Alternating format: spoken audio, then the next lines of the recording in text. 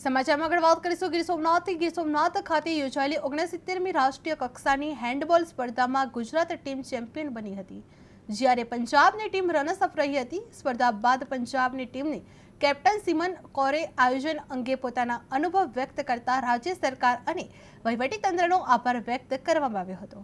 તેમણે જણાવ્યું હતું કે રહેવા જમવાની સુવિધા, મેદાન અને ટ્રાન્સપોર્ટેશન સહિત તમામ વ્યવસ્થાઓ ઉત્તમ રહી હતી।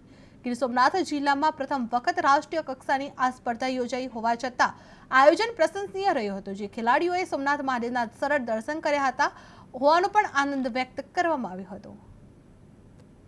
से पंजाब टीम की कैप्टन, मेरा नाम सिमरन कौर है। हम यहाँ पर गुजरात में नेशनल खेलने आए हैं।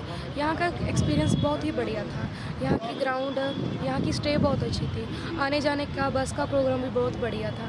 यहाँ पर ग्राउंड, रेफरी बहुत अच्छे थे।